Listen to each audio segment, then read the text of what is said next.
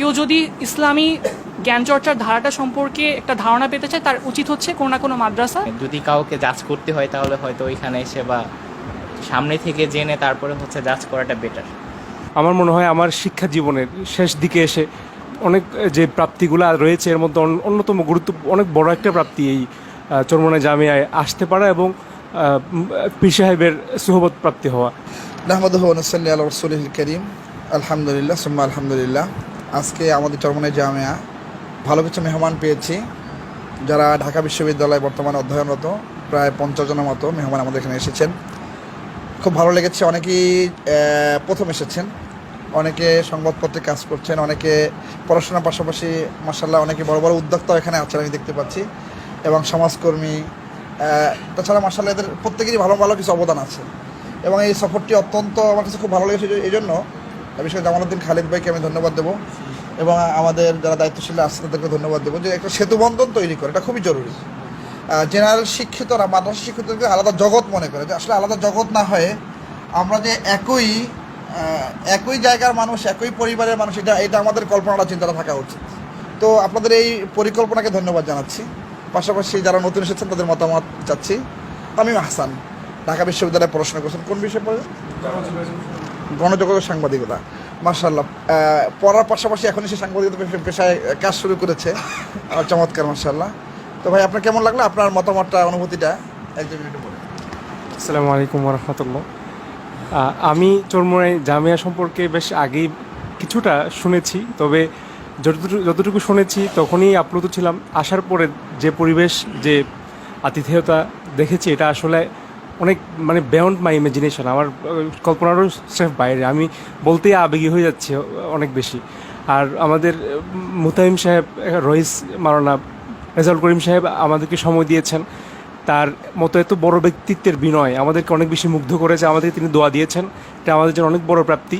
আমার মনে হয় আমার শিক্ষা জীবনের শেষ দিকে এসে অনেক যে প্রাপ্তিগুলো রয়েছে এর মধ্যে অন্যতম অনেক বড় একটা প্রাপ্তি এই চরমোনাই জামিয়ায় আসতে পারা এবং পীর সাহেবের সুহবত প্রাপ্তি হওয়া।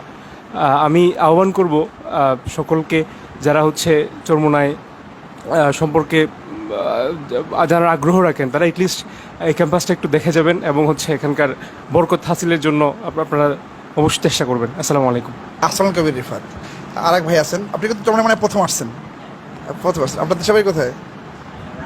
রাজশাহীতে। তো মাশাআল্লাহ নতুন পরিবেশে দেখলেন, কেমন লাগলো আপনার কাছে চরমোনাই? আলহামদুলিল্লাহ। এখানে আসলে আসার আগে আমি এর আগে কখনো কোথাও যাই নাই, কোনো মাদ্রাসা সম্পর্কে আইডিয়াই ছিল না। বাট এখানে এসে আসলে মাদ্রাসার সম্পর্ক যে আইডিয়া, এটা অ্যাকচুয়ালি কিছুটা হলো আমার জ্ঞানকে হচ্ছে আর একটু বিস্তৃত করছে। অনেক ওয়াচ দেখছি আগে, বাট আসলে অনলাইনে আমরা একভাবে আসলে দেখি জিনিসগুলো, যেমন যদি সত্যি কথা বলি আসলে সামহাউ একটা নেগেটিভ টাইপের হয়তো একটা ছিল আমাদের, দৃষ্টিভঙ্গি ছিল। এটা আমি আসলে মিথ্যা কথা বলতেছি না। অ্যাকচুয়ালি ধরেন আমরা যারা সায়েন্স বা হচ্ছে অত এইসব জানি না, তাদের হচ্ছে খুবই নেগেটিভ একটা ছিল কি যে যেহেতু ইনি আলেম হচ্ছে একটু জোর দিয়ে কথা বলে বা অনেক সময় অনেকভাবেই কথা বলে। তো আলটিমেটলি এখানে আসার পরে আসলে আমাদের ওই দৃষ্টিভঙ্গিটা আসলে বদলে গেছে। আসলে ওনার হচ্ছে সামনাসামনি দেখে অ্যাকচুয়ালি আমরা টিভিতে যেভাবে দেখি বা অনলাইনে যেভাবে দেখি, অ্যাকচুয়ালি এখানে আসলে ব্যাপারগুলো আসলে সেরকম না। সেই ক্ষেত্রে আসলে বলতে পারে হ্যাঁ, ব্যক্তি জীবন আসলে ব্যতিক্রম লেগেছে। অনলাইনে আর হচ্ছে আসলে সামনাসামনি ব্যাপারগুলো মোটেও সেম না। তো আসলে যদি কাউকে জাজ করতে হয় তাহলে হয়তো ওইখানে এসে বা সামনে থেকে জেনে তারপরে হচ্ছে জাজ করাটা বেটার। কোন বিষয়ে পড়েন? জি, আমার নাম হচ্ছে নোমান বিন মোর্শেদ। আপনি কোন ডিপার্টমেন্টে পড়েন? আমি হচ্ছে ঢাকা ইউনিভার্সিটি নিউক্লিয়ার ইঞ্জিনিয়ারিং ডিপার্টমেন্টে অধ্যয়নরত। নিউক্লিয়ার? জি, নিউক্লিয়ার ইঞ্জিনিয়ারিং। আচ্ছা, মাশাআল্লাহ। তো যাক, আপনি তো ভালো সাবজেক্টে পড়তেছেন। তো আপনি চরমোনাই প্রথম এসেছেন?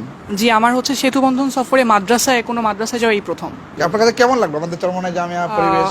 জি, আমি হচ্ছে আপনার অনুভূতি দুটি বিষয় উল্লেখ করব। একটা হচ্ছে আমার প্রথম কথা হচ্ছে আমরা যারা জেনারেল লাইনে পড়ি তাদের হচ্ছে জ্ঞান চর্চার ধরনটা অনেক অন্যরকম। যেমন আমাদের আরবির সাথে মুসলিম হওয়া সত্ত্বেও কোনো সংশ্লিষ্টতা থাকে না। তো এখানে আমি যেসব জিনিস দেখেছি, যেমন হচ্ছে তারা হাদিসের আলাদা বিভাগ আছে, তাদের হচ্ছে ইসলামী হচ্ছে ফিক বা হচ্ছে ইসলামিক জুরিসপ্রুডেন্স। যে জুরিসপ্রুডেন্সের বিষয়গুলো হচ্ছে অনেক মানে অন্য একটা স্টাইলে অধ্যয়ন করা হয়, যেগুলো আমরা সচরাচর মনে করি যে আমাদের যে সচরাচর জ্ঞান চর্চার ধারা সেগুলো থেকে হচ্ছে অনেক ডিট্যাচড। যেমন হচ্ছে তারা হচ্ছে বলেছে যে তারা ফৌজদারি আইন, দেওয়ানি আইন এগুলো হচ্ছে নিয়ে পড়াশোনা করে। তারপর হচ্ছে তাদের প্রত্যেকটা হাদিসের হচ্ছে মানে যারা হচ্ছে আমাদের 4টা মাযহাব আছে, প্রত্যেকটা মাযহাবের জন্য তাদের আলাদা করে হচ্ছে বই আছে। আমাদেরকে তারা লাইব্রেরি দেখিয়েছে। আমার কাছে বিষয়টা অত্যন্ত অন্যরকম লেগেছে এবং অসাধারণ লেগেছে। এবং দ্বিতীয় যে বিষয়টা আমি উল্লেখ করবো সেটা হচ্ছে তাদের আপ্যায়নের ধরনটা। তাদের হচ্ছে আপ্যায়নের যে আন্তরিকতা ছিল, তারা আমাদেরকে যেভাবে আদর করে এত আপন মনে হচ্ছে আপ্যায়ন করেছেন, এটা হচ্ছে আসলে সচরাচর অন্য কোথাও দেখা যায় না। তো এই দুটি বিষয় আমার কাছে অসাধারণ লেগেছে এবং আমি মনে করি যে কেউ যদি ইসলামী জ্ঞান চর্চার ধারাটা সম্পর্কে একটা ধারণা পেতে চায়, তার উচিত হচ্ছে কোনো না কোনো মাদ্রাসা বা এই ধরনের সেতুবন্ধন সফরগুলোতে হচ্ছে অংশগ্রহণ করা। অসংখ্য ধন্যবাদ, জাযাকুমুল্লাহ খাইর। আমি হচ্ছে ঢাকা ইউনিভার্সিটির বায়োকেমিস্ট্রি অ্যান্ড মলিকুলার বায়োলজি ডিপার্টমেন্টে। তো আমি এর আগে হচ্ছে যে সেতুবন্ধন সফর 1 এবং 2 যেগুলো আমাদের চট্টগ্রাম এবং সিলেটে, তো ওই দুটাই গিয়েছিলাম আর কি। তো অন্যান্য মাদ্রাসার সাথে এই মাদ্রাসার আমার বেশ কিছু ইউনিক জিনিসপাতি দেখার মানে সুযোগ হয়েছে। তার মধ্যে একটা হচ্ছে যে এখানকার 2টা ওয়েতে এখানে আসা যায়, একটা হচ্ছে নৌপথ আর একটা হচ্ছে সড়কপথ। তো আমরা জানতাম যে চরমোনাই মানে পেপার পত্রিকায় বা টিভিতে দেখেছি যে চরমোনাই বক্তৃতা দিচ্ছে, বা বাইতুল মোকাররম থেকে প্রতি শুক্রবার আমরা দেখতাম যে মিছিল বের হচ্ছে।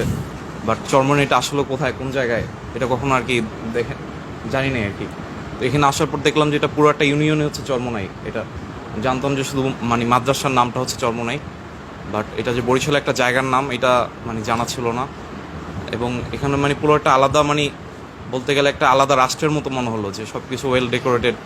এখানে মহিলা সেকশন, পুরুষ সেকশন আলাদা, এবং মানে একটা ইসলামিক রাষ্ট্র আমরা যেভাবে দেখি আর কি, ওরকম একটা একটা মডেল মনে হচ্ছে আর এটাকে। আর সব কিছু মিলে মানে এবং আধুনিকতার দিক থেকে আমাদের দেখলাম যে হেলিপ্যাড আছে, লিফট সিস্টেম, যেটা আর কোনো মাদ্রাসায় দেখিনি এর আগে চট্টগ্রাম যে বড়। তো সব মিলে আর কি মনে হলো যে বেশ গোছানো আর কি।